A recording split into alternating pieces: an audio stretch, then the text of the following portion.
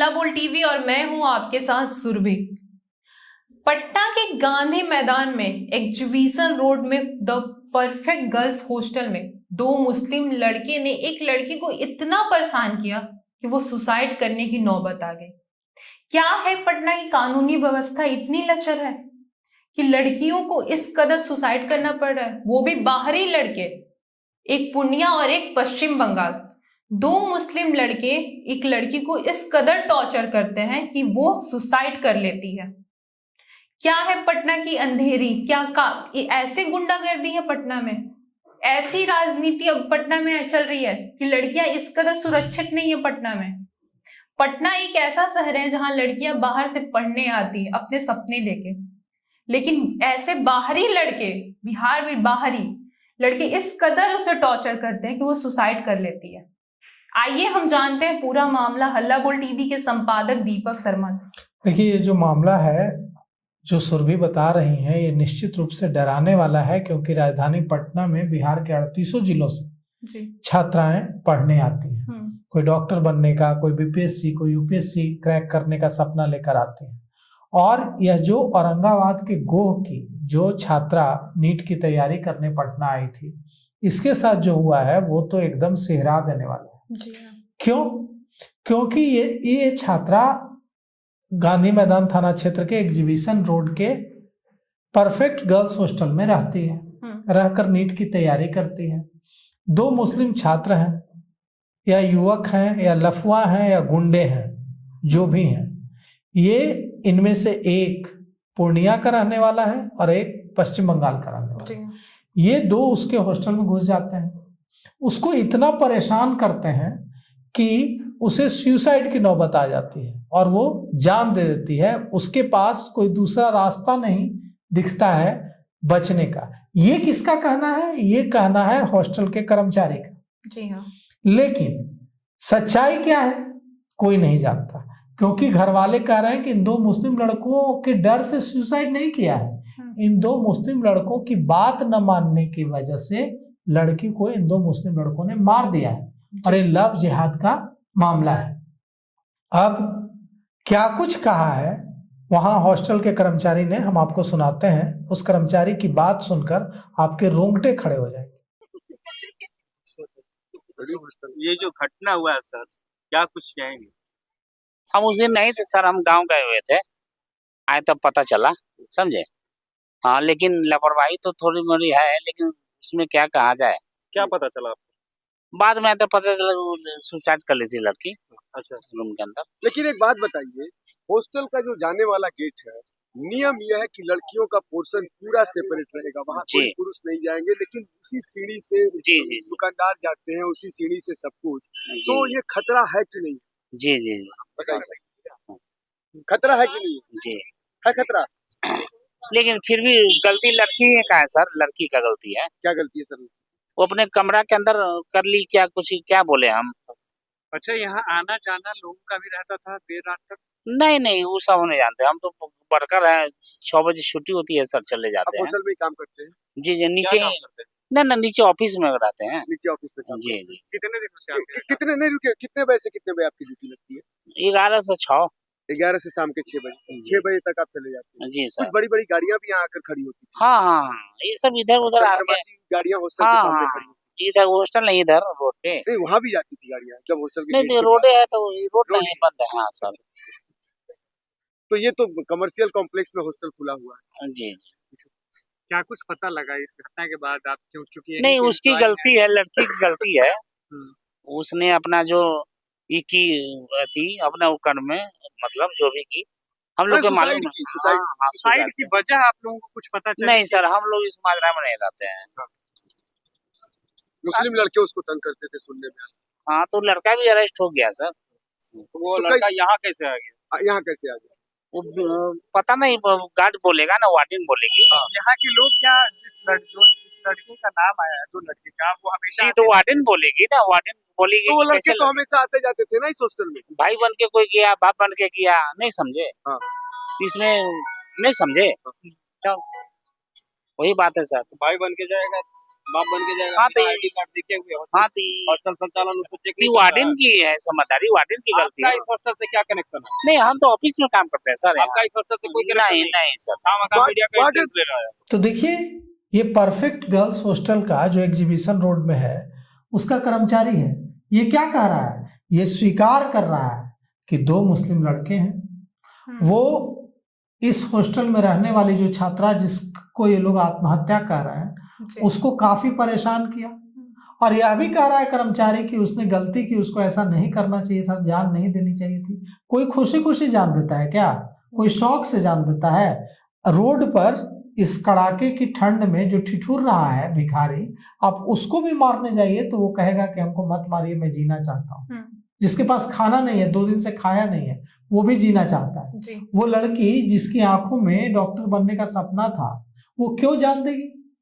जान कोई तब देता है जब उसे इतना डराया जाता है, इतना धमकाया जाता है, इतना परेशान किया जाता है कि उसकी जिंदगी में कोई उम्मीद नहीं बची होती जी।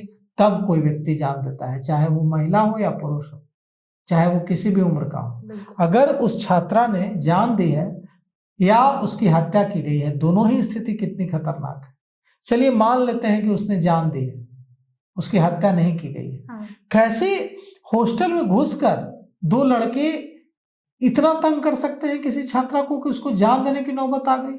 और अगर जो उसकी माँ कह रही है कि हम पटना आए, अपनी बेटी को हम लोग वो पढ़ते पढ़ते परेशान हो जाता है बच्चा, इसलिए हमने उसको मन बहलाने के लिए उसे सिनेमा दिखाने ले गए, घुमाया, उसके बाद उसको छोड़ा, वो खुश थी, कोई दिक्कत नहीं थी। सुबह में मेरी बात हुई 9 बजे 6 जनवरी को, वो बोली कि मैं नाश्ता करने जा रही हूँ, और 1 बजे हॉस्टल संचालक का कॉल आता है कि आपकी बेटी ने आत्महत्या कर ली, सुसाइड कर ली, और वे कह रहे हैं कि ये लव जिहाद का मामला है, उसको मार डाला गया है। शंभू गर्ल्स हॉस्टल के मामले में जितनी किरकिरी हुई है ना, उससे ज्यादा किरकिरी परफेक्ट गर्ल्स हॉस्टल के मामले में होगी पुलिस की, क्योंकि शंभू गर्ल्स हॉस्टल में तो यह आरोप था कि पुलिस गई नहीं, पुलिस ने जांच नहीं की, घर वालों ने नहीं बताया कि हाँ हमको किसने किया है, उन्होंने कहा कि हमको हमारी बेटी के साथ गलत हुआ जी। यहाँ तो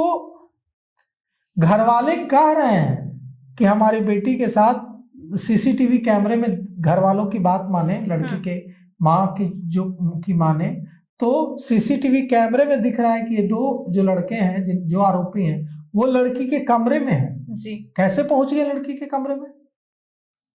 और क्या अंधेरगर्दी है पटना में चल रहा है। लड़कियों की सुरक्षा की क्या बात है? लड़की के पिता ने, जो औरंगाबाद के गोह थाना क्षेत्र के रहने वाले हैं, उन्होंने सवाल किया है कि मेरी बेटी का जो एग्जीबिशन रोड का जो हॉस्टल है, उसमें जब मैं जाता था तो मुझे लड़की के कमरे तक नहीं जाने दिया जाता था, बाहर रोक दिया जाता था कि गर्ल्स हॉस्टल में आप नहीं जा सकते, क्योंकि मेरी बेटी पढ़ रही है, मेरी बेटी रहती है। फिर ये 2 लड़के जो पूर्णिया का और पश्चिम बंगाल का रहने वाले, ये दोनों मुस्लिम लड़के कैसे घुसे, कैसे? और कैसे इन लोगों ने, जैसा कि माँ कह रही है छात्रा की शव को उतारा, लाश को उतारते हुए दिख रहा है, कह रहे हैं कि ये लोग अंदर जाते हुए नहीं दिख रहे हैं, लेकिन कमरे में दिख रहे हैं। ये क्या मामला है? तो कुल मिलाकर के यह जो है, वो कह रहे हैं कि मेरी जो बेटी थी वो 45 किलो की थी, 45 केजी वजन था उसका। तो जब वो ये कह रहा है कि पंखा में लटक गई, तो पंखे की पत्तियां क्यों नहीं मुड़ी? इसका मतलब ये सब झूठी कहानी है, उसको मार दिया गया। तो कुल मिलाकर perfect girls hostel exhibition road से जो मामला, जो केस सामने आया है, ये शंभू गर्ल्स हॉस्टल से भी ज्यादा डराने वाला है। और उन तमाम छात्राओं के पिता, माता, संबंधी, जो उनके परिवार के लोग हैं, वो कितने दहशत में होंगे जिनकी बेटियां यहाँ रहकर तैयारी करती होंगी हॉस्टल में जी। क्या हम फिर से मजबूर कर देंगे बेटियों को कि वो पढ़ाई लिखाई नहीं करें, वो अपने घर की 4 दीवारी में कैद हो जाए? क्योंकि अगर ऐसे मामले सामने आते रहे, इस तरह से शिकार बनती रही बेटियां, तो कौन अपनी बेटी को पढ़ने के लिए पटना भेजेगा? और पटना के अलावा कहीं अच्छी तैयारी नहीं होती है। मतलब शंभू गर्ल्स हॉस्टल और भी पेरेंट्स सामान लेने आए थे, तो उन्होंने पत्रकार से बात करते हुए साफ कहा कि मैं अपनी बेटी को अब नहीं पढ़ाऊंगी, अब अपने घर पे ही रखूंगी। सोचिए कि समाज हमारा, ये इन 2 घटनाओं से हमारे समाज पर कितना बुरा असर पड़ा है कि माता पिता को लग रहा है कि घर में रहेगी तो कम से कम सुरक्षित तो रहेगी, क्यों हम जान जोखिम में डालें, नहीं पढ़ेगी तो नहीं पढ़ेगी। तो ये हालत हमारे बिहार को, हमारे समाज को और पीछे ले जाने वाली हालत है। सारे काम छोड़कर 10 किलो दारू बिक जाएगी ना सुरभि, तो उतना नुकसान नहीं है समाज का। लेकिन अगर ऐसी घटनाएं 2 आ गई है ना, इससे समाज का बड़ा नुकसान है।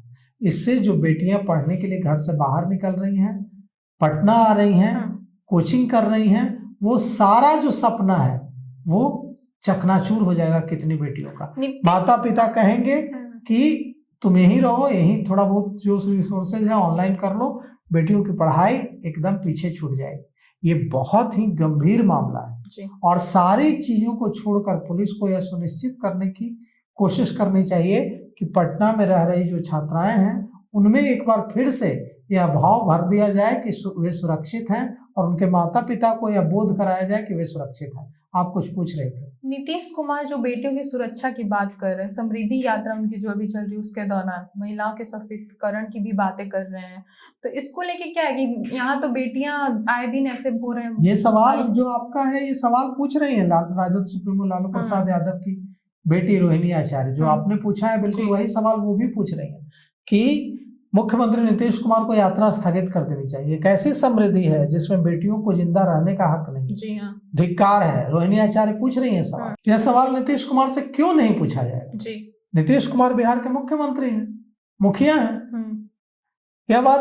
यह सवाल सम्राट चौधरी से क्यों नहीं पूछा जाएगा? सम्राट चौधरी बिहार के गृह मंत्री हैं, पुलिस विभाग उनके पास। जी हाँ, यह सवाल बिहार के पुलिस महानिदेशक विनय कुमार से क्यों नहीं पूछा जाएगा?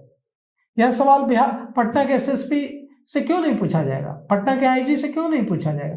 तो कुल मिलाकर के यह जो सवाल है, यह बिहार के आगे एक बड़ा सवाल खड़ा हो गया है कि बिहार के 38 जिलों से पढ़ने पटना जो हजारों लड़कियां आती हैं वे सुरक्षित हैं पटना में या नहीं। और इस प्रश्न का, इस सवाल का जवाब देने की जवाबदेही बिहार के मुख्यमंत्री नीतीश कुमार की है, बिहार के गृह मंत्री सम्राट चौधरी की है और बिहार के पुलिस महानिदेशक विनय कुमार की। जी हाँ, बैक टू बैक ऐसे मामले रोंगटे खड़े कर देने वाले हैं। ऐसे में कई लड़कियों के सपने दबके ही रह जाएंगे क्योंकि उनके घर वाले नहीं चाहेंगे कि वो बाहर जाएं और ऐसी चीजों का शिकार हो। तो इस पे आपकी क्या राय है, हमें कमेंट करके जरूर बताएं। फिलहाल इस पेशकश में इतना ही। तमाम खबरों के लिए बने रहे हल्ला बोल टीवी के साथ। धन्यवाद।